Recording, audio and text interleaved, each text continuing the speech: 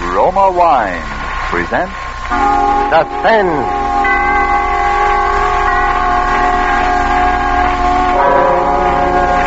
Roma Wine, made in California for enjoyment throughout the world.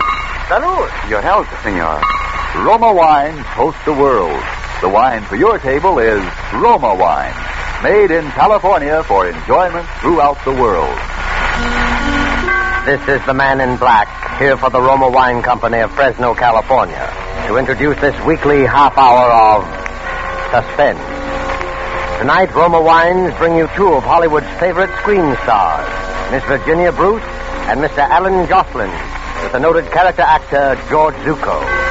Our suspense play, which is produced and directed by William Spear, presents a rather neat problem. That of a crime committed while no criminal was present. And so, with a locked room, and with the performance of Virginia Bruce as an exceedingly bright young lady named Iris Lane, of Alan Jocelyn as an exceedingly shy young man named Harold Mills, and of George Zucco as the exceedingly polished Dr. Woodhall, we again hope to keep you in suspense.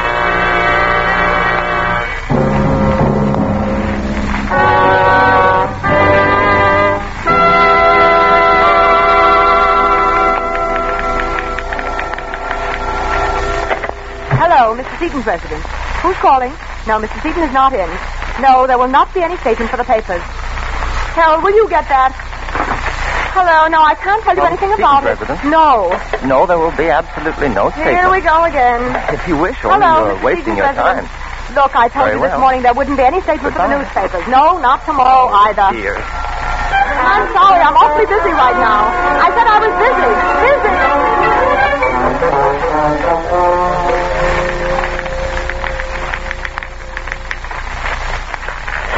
Phew, what a day. It's rather disturbing how quickly the reporters got wind of it. I do hope no harm's been done. Well, we did our best. It's too big a deal to keep secret anyway. There are always rumors, and it's the business of newspapers to pick up rumors. Dear me, I wonder how he's going to take it. Bill, man? He probably won't be tickled pink. You know how he is. I know I'll be relieved when he has it on the lock and key, my word. Oh, good evening, Mr. Seaton. Evening, Harold. Lane, you two still working? No, we thought we'd stick around till you got here. I'm sorry I was so late. The newspapers have been calling, Mr. Seaton. The newspapers? How in blazes We told them there wouldn't be any statement. Oh, I should hope not. Now, how do you suppose... Then it's not finished? Oh, no, the deal's closed. Have it with me, as a matter of fact. With you, sir? You've been carrying it around in your pocket? You see why I don't feel so good about the newspapers. But at least I got it home all right. Like to see it? Oh, yes. Doesn't look like much, wrapped up like this. Well, there it is. You like it? The Lavella diamond. What a beauty. It's enormous. Yes. But tomorrow we start to cut it. And within a year, it'll be just so many engagement rings. You know, I hate to see it change. It's so beautiful the way it is. There's no money in it for me this way. Oh, Dr. Woodhall called. He wants to give you a checkup if he can catch it before dinner. No, Dr. Woodhall's an old woman. Treats me like an invalid. Oh, well. Anything else? Nothing important. Oh, Harold, will you answer it? Yes, certainly. Mr. Seaton's residence. Who's calling, please? Just a moment. Mr. Seaton, Mr. Van Houten. Van Houten? Yes, wants to speak. Oh, tell him I'm out of town. Mr. Van Houten, Mr. Seaton's out of town. Well, dear me, you can think what you like, but Mr. Seaton is not here. Goodbye. Well, what? What did he say? He said he has information that you are here, and he insists on coming up here now. He sounds most disagreeable. Oh, I don't think he's likely to show up, but if he does, don't let him in. All right, Mr. Seaton. I'll be in my study until Woodhall gets here. But don't forget your medicine, Mr. Seaton. I put it right beside the seltzer bottle. Oh, I won't forget. I hope Dr. Woodhall hurries on dead. I'm sure you must be. Mr. Seaton seemed awfully proud of his new stones, didn't he? I thought he was cool as a cucumber. How would you feel if you just bought the biggest diamond in the world? Oh, the second biggest, I believe, Iris. Not that that's anything to belittle. What do you suppose he paid for it? I understand the price was something under $1 million, but he expects to get back over $1.5 million once it's cut and polished. Harold, putting that kind of money into a piece of stone, I know if I had $1 million, I'd never buy diamonds. Dear me, for that matter, neither would I. But for some people, diamonds take the place of other things. Power, love. What would you do if you had $1 million? I don't know. There are a lot of swell people I'd like to help out. Then I'd like to travel. Oh, there are lots of things. What would you do? You really want to know? Of course I do. I don't think I should say this, but if I had $1 million or even much less, I'd I'd ask you to marry me. Why, Harold... No, please, I don't want you to say anything. You don't have to. I know I'm not the sort for you, really. I'm not like Dr. Woodhall, sure of myself. Well, it's not that, Harold. Honestly, it's just that you never said anything before. You never even... What was that? It sounded as if it came from the study. Mr. Seaton? Mr. Seaton, is anything wrong? He doesn't answer. Mr. Seaton! The door's locked. Yes, have you your key, Iris? Right here. Mr. Seaton! Mr. Seaton. Why, where is he? There he is on the floor. What happened to him? Is he sick? Wait, I'll see. Oh, goodness. Put him on the couch. Just a minute, Iris. I don't think you'd better look. He's badly injured. Injured, but how? It's his head. Get a doctor, will you? A doctor? Someone tried to kill him. Hurry. To kill him? All right. Try Dr. Woodhall. Maybe he hasn't left. I will. Operator, get me granite. 6-9-700. Well, good evening, Iris. Oh, Dr. Woodhall. Never mind, operator. Come on, doctor. I was just calling you. Is something wrong? It's Mr. Seaton. He's hurt. Someone tried to... Harold, Dr. Woodhall was just coming in. Oh, my goodness, I'm so glad you're here, Doctor. What's the matter with Seaton? I think someone tried to kill him. It's his head. You can see the blood. I found this under him. What's that? There seems to be a piece of broom handle filled with lead. Evidently, he was struck with it. Concussion. Nasty. There's still some pulse. I just had him in my bag. Here you are. And you'd better call the police. The police? Certainly, this is attempted murder. Oh, dear. Good evening. Did I hear somebody say murder?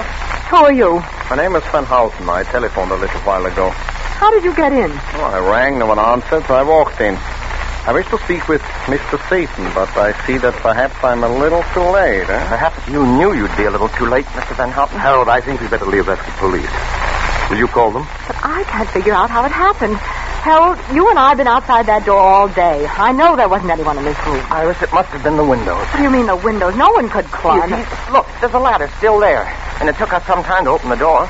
There is a ladder. Oh, yes, a very convenient ladder. Oh, but don't you see? It still couldn't have happened. What do you mean? Someone came through the window, hit Mr. Seaton, and escaped the same way. But it couldn't have happened that way. Look, the windows are locked. Both of them on the inside. And Harold and I were outside the only door. The windows are locked? Dear me. That means Mr. Seaton was alone. Alone in a locked room.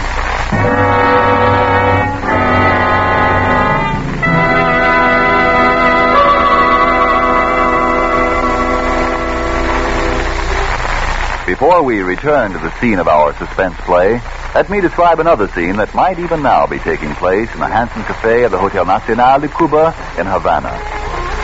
An American visitor has remarked to his Cuban host what great enjoyment the gay Cuban music and the dancing gives him. Gracefully, the Cuban host returns the compliment, saying, "But your United States makes us a gift that brings great pleasure on many occasions. This superb wine from the choice wine districts of your California, this fine Roma wine. Yes, for a wine to give great enjoyment, it must have greatness of character. And it's this that has spread the fame of Roma wines to other lands.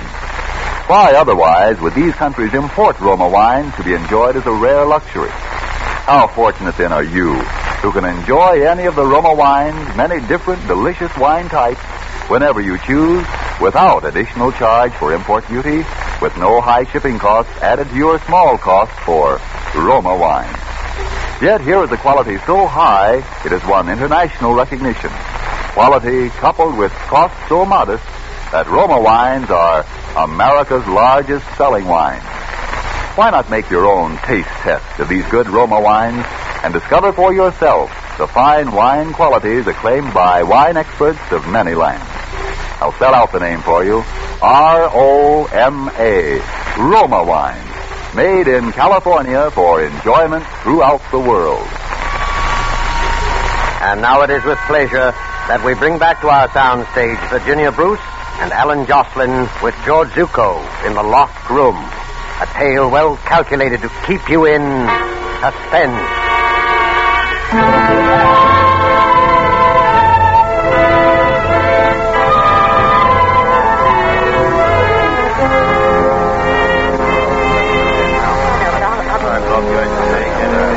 All right, folks, are you all here? There's Miss Iris Lane. Yes? Dr. Charles Woodhall. Yes. Harold Mills. And Mr. Alex Van Houten. Now let's get down to business. We know some of the facts, but not enough of them. We know that you four were the only people in the house when Mr. Seaton was robbed, outside of the cook, and she was in the kitchen. We know Seaton had the diamond on him when he went into the study, and that someone lifted it before we got here. We haven't located the diamond yet, but we will. Now, this business of the windows being locked, somebody here knows who locked them. One of you hasn't come clean, or all of you. It's easy to see what you're thinking, Captain Hadley. As we tell it, it looks as though Harold and I did the job.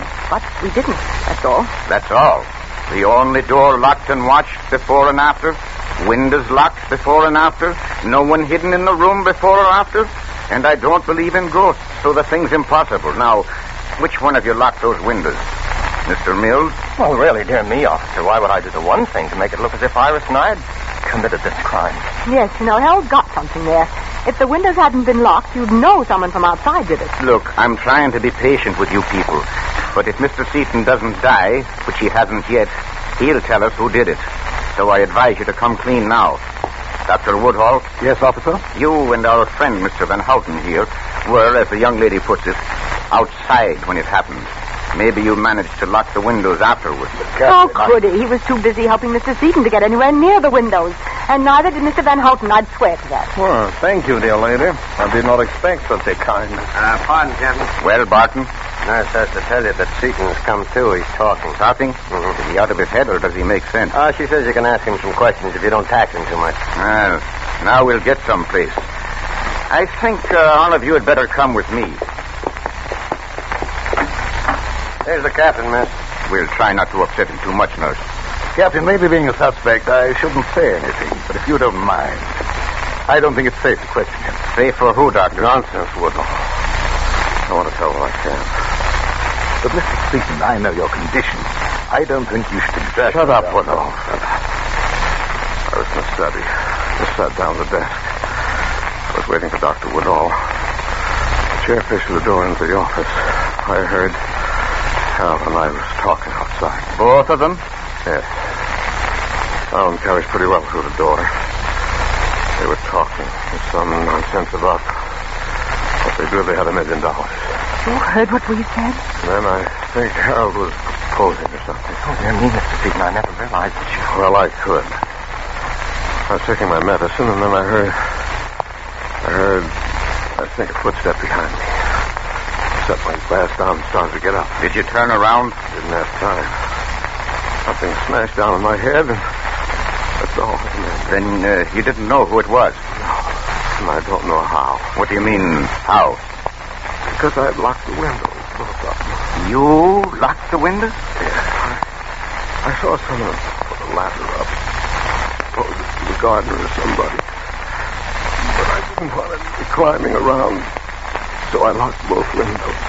You're sure no one was hidden in the room? Positive. Captain, I think you've had enough. Yes, I guess you're right, Doctor. Will you people step outside? I'll be there in a minute. Come on, Doctor. Harold. Now, Mr. Seaton, what I want to know is... Could any of us...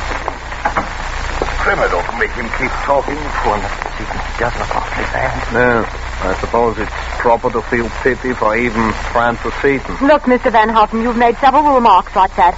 Maybe you've got your reasons, but I don't think it would sound so good to the police. Believe me, dear lady, my distaste for Mr. Seaton is purely objective. It's terribly perplexing, isn't it? Now that Mr. Seaton's confirmed us on the locked windows, I can't see how the police are going to prove anything. Look, let's not kid ourselves. We're all supposed to be nice, civilized people, but one of the four of us is a thug. A thug who beat a defenseless man over the head and took that diamond. But dear me, as I see it, that's just the point. It proves that none of us could have done it. Well, if Mr. Seaton's story proves that we couldn't, it proves 100 times more that no one else could. Well, Captain, is there anything more we can do? Yes. You'll all be searched again for the diamonds. And none of you are to leave this house until further notice. Not leave the house. What about my practice? I got lots of work. Surely it requires more evidence than you have to hold us over the supposed disappearance of a diamond. I'm not holding you because of the diamond. I'm holding you on suspicion of murder. Mr. Seaton is dead.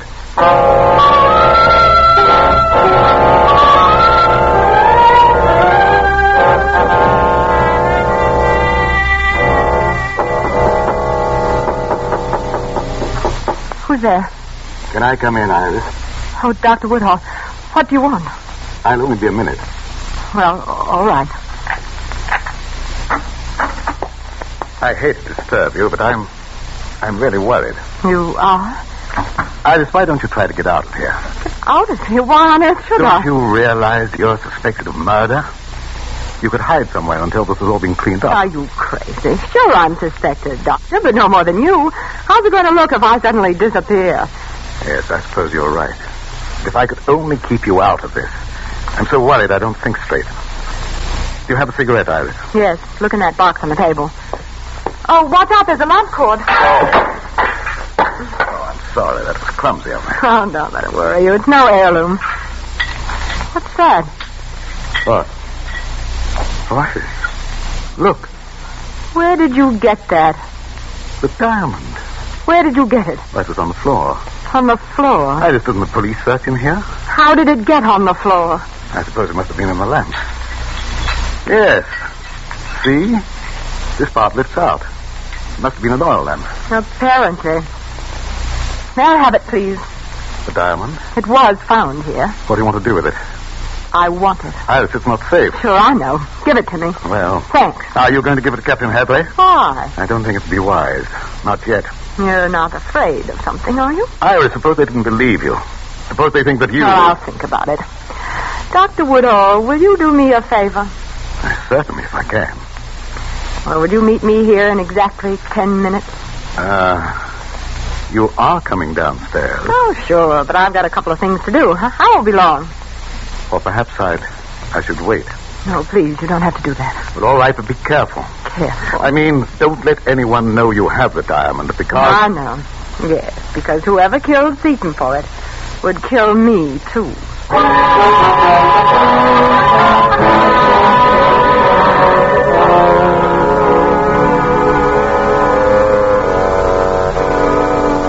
I know it will be soon tonight. It has to be. What? Yes, I'll do it as loud as I can, but don't slip because I'm counting on you and... Iris, are you ready? Yes, Aaron, darling, I'm sorry. I'm really stuck for a couple of days, but we'll make it soon. Sure, dinner and a show. Bye, darling. Goodbye. I didn't mean to barge in. Oh, that's okay. Let's go downstairs. Where are the others? You mean Harold and Ben Houghton? I think I heard them when I came up. Yes, they're in the office. Come on, let's go in. For a few days. Oh, we wondered if you were coming down, Iris. My, you startled me. We're not intruding. Intruding? It sounded like you were having a little argument. Oh, no, it wasn't that exactly. You see, we were talking about... Well, dear me, I don't know why I shouldn't tell you. About an engagement ring. An engagement ring? For hell, I didn't want you to know I'm buying one for Mr. Van Houten. I don't have quite enough money, and I won't have for a few days. Mr. Van Houten sells rings. Well, I thought that was understood. It's my profession. I deal in diamonds in a small way. Diamonds? To the police? Is the word diamond so surprising, sir? Naturally, the police would have to know my business with Mr. Seaton. Yes, I'm sure they would. It's only... You're hinting that my apparent dislike for the late Mr. Seaton, Doctor. Well, I hated him. He was a cheat and a fraud. He cheated me. Doesn't sound like Mr. Seaton. My dear young lady, there are 100 men in Amsterdam who would be glad to know that he suffered. But as you know, such dislike was not the motive for his murder. Well, really, now, there's no need to be huffy, Mr. Van Houten. Well. Dear me, we all know what the motive was. I guess it was motive enough for any one of us. Yes. Look, let's face it. One of us killed Seaton, that's true, but 3 of us didn't. And yet we're all suspected. I think if the 4 of us let down our hair, maybe we can figure this thing out. Iris, I think that sounds very reasonable. If Iris needs advice or help... Maybe I do with that. I've found the diamond. Dear me, found it. You found it? Where? In my room. Dr. Woodhall accidentally knocked over a lamp. It was inside. And where is it now? I brought it with me. It's here in my purse. Then the police should not know, huh? So here I am, stuck with this thing, and I don't know what to do about it. Oh, dear. Iris, I'm really ashamed. I don't know how to tell you. Ashamed of what? Well, I couldn't tell the police. At least I thought I shouldn't. You see, Mr. Seaton told me in confidence. But now that we've agreed to be frank and honest... What are you driving at? I don't know why Mr. Seaton was killed. Maybe none of us will ever know that. But it wasn't because of the diamond. I knew that all along. You see, that isn't the real diamond at all. Preposterous. You expect us to believe that... Miss Lane, let me see that diamond, please. Sure, you're the expert in the crowd. Take a look. But I'll hold on to it, though. I don't care what Mr. Van Houten says. Mr. Seaton told me it was a replica he brought home. I don't know why. This is ridiculous. Why would anyone want to plant a false diamond in Iris's room? What about it, Mr. Van Houten? It's incredible. What? For even without my glass, I can see that this is false. There are no planes of cleavage. A shoddy piece of work. Phony?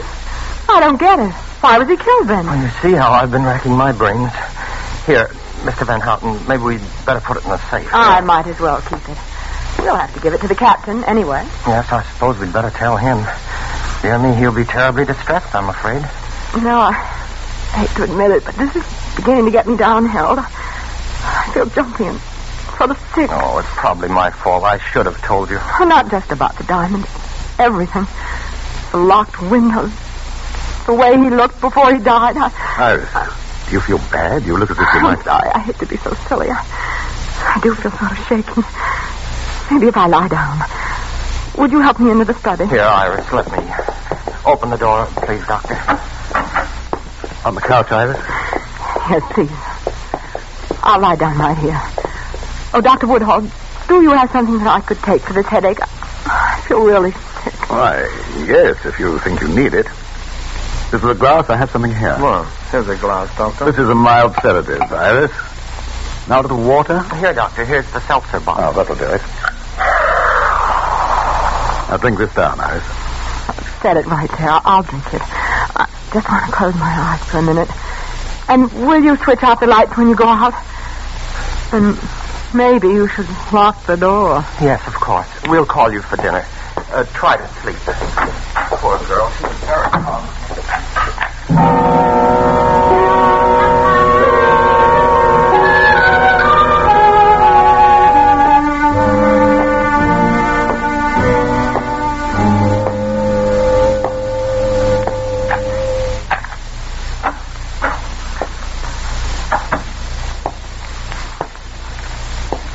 Who is it? Oh, so you are awake, eh? Van Houten. Where's the diamond? Diamond. Give it to me. Well, But you said it was false. we are not so easily fooled. We know what goes on. We? Who do you mean? Never mind. Give me the And diamond. if I don't? You know what will happen if you don't. Hey, who's there? What are you doing? What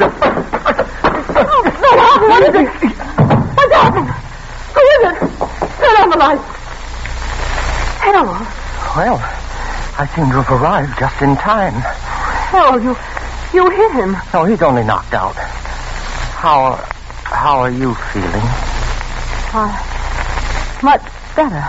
Oh, you didn't take your medicine.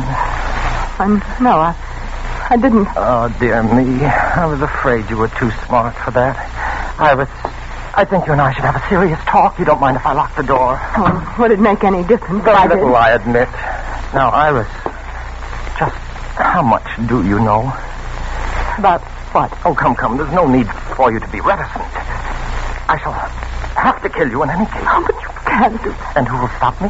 Dr. Woodhall? No, Iris. He'll be very busy for a little while. The cook has become quite ill. You poisoned her. No, it's nothing much. She'll recover. Tell me just how much do you know? I know about the seltzer bottle. That's how you knocked out Seaton. Oh, that's very good. You're so clever. Dear me, if I had more time, I'd be inclined not to kill you, but it's late, and I sailed with the diamond at midnight. I'm signed on as a steward on a freighter bound for Argentina.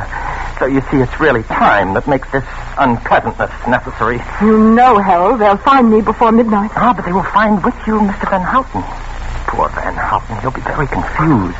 You know, I actually persuaded him that you and Dr. Woodhall were the culprits. That's why he came here, to get the diamond. And now you're going to frame him with my murder. You're a pretty smart boy, aren't you? Oh, thank you, my dear. They'll probably suspect me, too, after they find out I've gone. Tell me, how did you guess about the seltzer bottle? The condemned woman ate a hearty breakfast. Okay, I'll talk. Well, I knew it must have been the seltzer bottle when I realized it was one of those kind you fill yourself with a capsule to make the bubbles. But what did you put in it? A concoction known as a Mickey Finn. But it felt so much like a blow on the head that even Seaton confirmed my little story. I knew whoever did it would try the same thing on me to get the diamond. You were the one who got me the seltzer for my medicine tonight. I suppose you saw it coming. Your little trap? Yes, I'm afraid I did. Dear me, we're just too smart for each other, aren't we? And you hit Seaton over the head when I was phoning for a doctor, just to make it look good, right? Yes, of course. Oh, I wish Seaton hadn't locked those windows. Maybe you think I don't. Well, Iris. Well? I really hate to do this, Iris. Oh, Iris, I'll give you a choice. Choice of what? I have here a fairly efficient gun, but it's noisy and it's messy, too. I don't like to use it. But if I have to... What else? Or you could drink what I put for you in the glass from the seltzer bottle. It would be much easier for you. It's practically tasteless. After you drink it, you won't mind what else is necessary. What? I suppose... Yes, that's right. Pick it up. Now, drink it. Quickly. All right. Here goes. Why, you...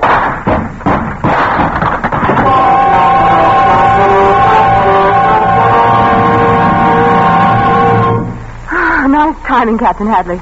The glass wasn't a bad signal. It was nice timing on your part, Miss Lane, throwing yourself on the floor. You hadn't figured on the gun. No, I hadn't. Is Van Houten coming around, Doctor? Yes, he'll be all right. Okay. Come along, Harold. Oh, this is such a shame. Iris, before I go, I'd like to tell you how sorry I am.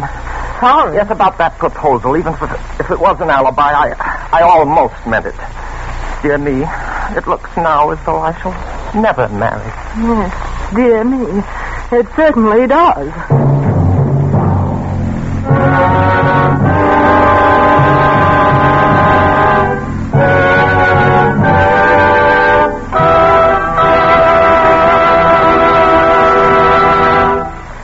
And so closes The Locked Room, starring Virginia Bruce and Alan Jocelyn with George Zucco.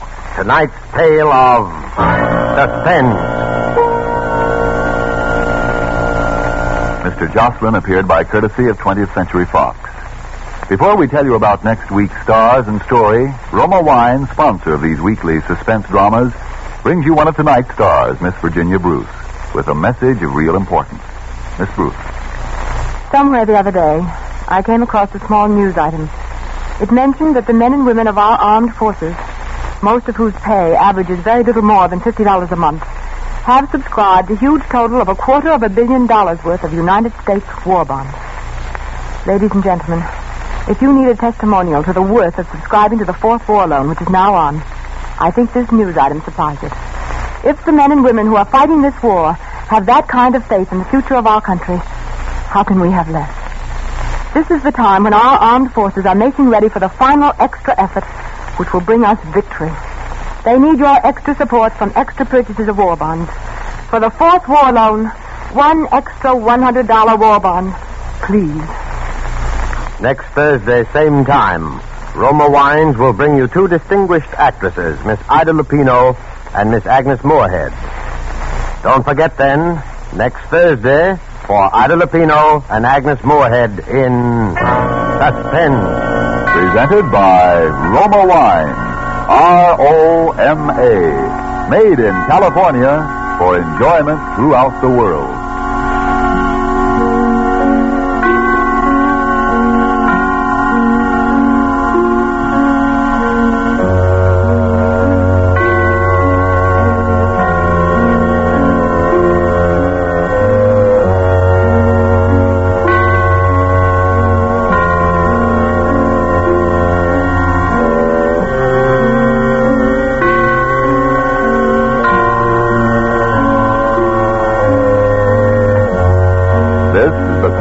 Broadcasting System.